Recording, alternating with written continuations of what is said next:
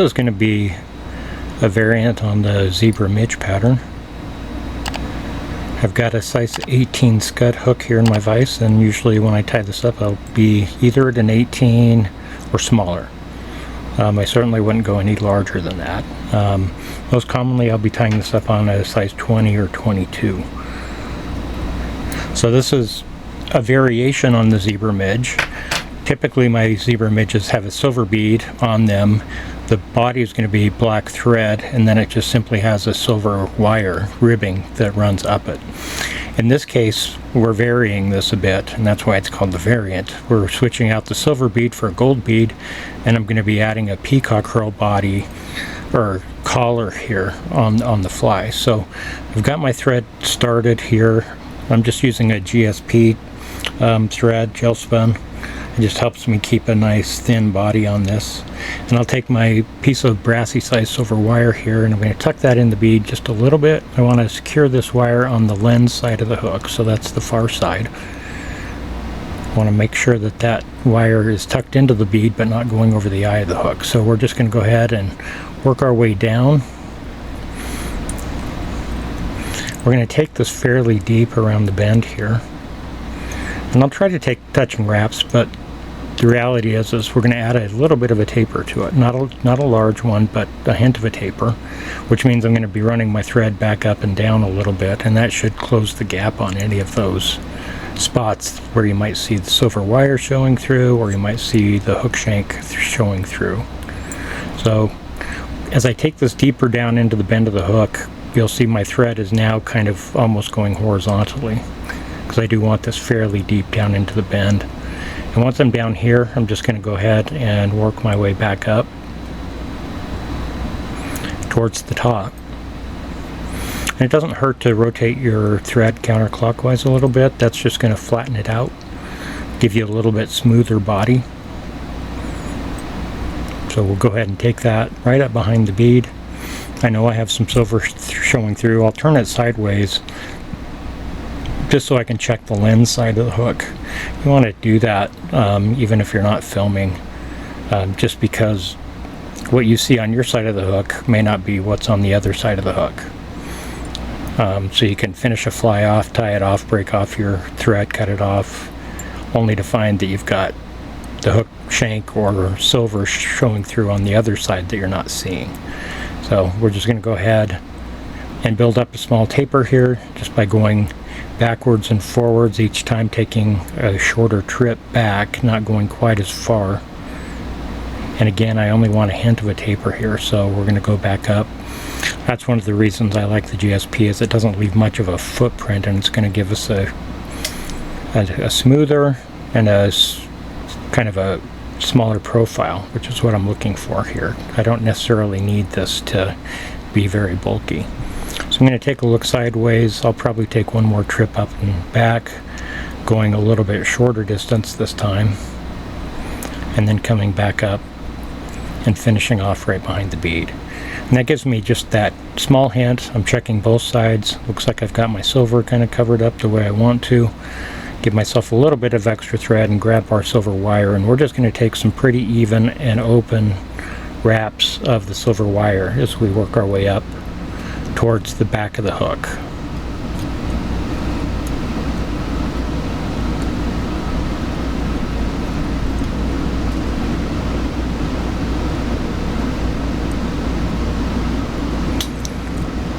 If anything, when you're doing these, they should get a little wider.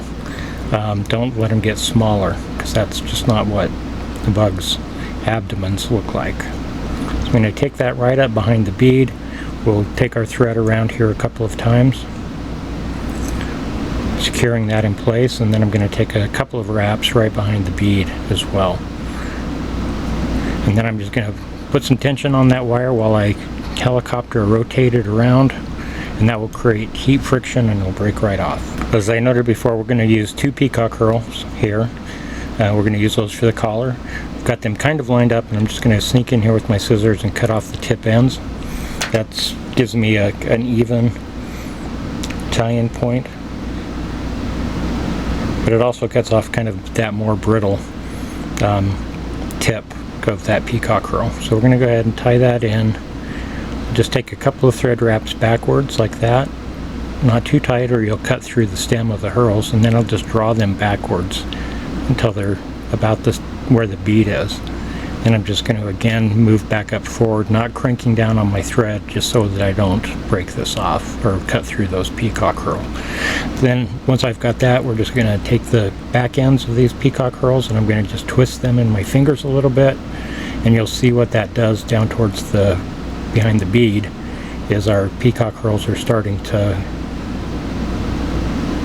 jump together, and that's what I want them to do. Now I'm just going to start taking wraps. Make sure you avoid that hook point because it'll cut right through these peacock herls. Then I'm just going to take touching wraps as I move up to behind the bead.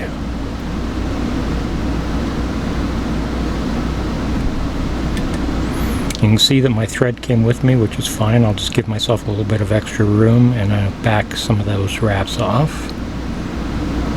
I'll transition back to my peacock herls and take another wrap right here behind the bead.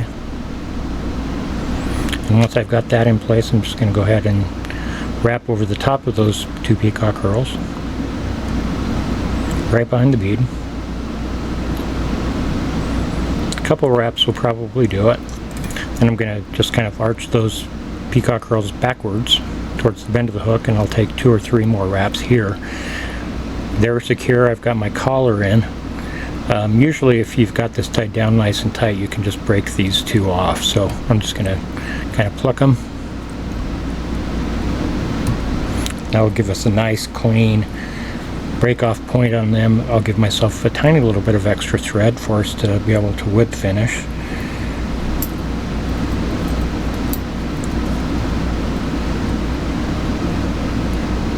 We'll just take a few turns here with our whip finisher.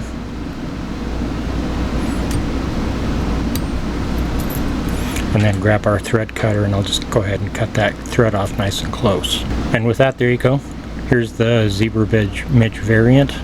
A really effective pattern.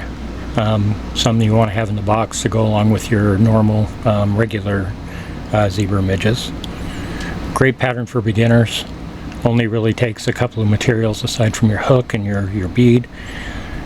You just really need the silver wire. You probably already have your black thread and some peacock herl, and that's all there is to it. So grab yourself a hook, throw it in your vise, give this one a shot.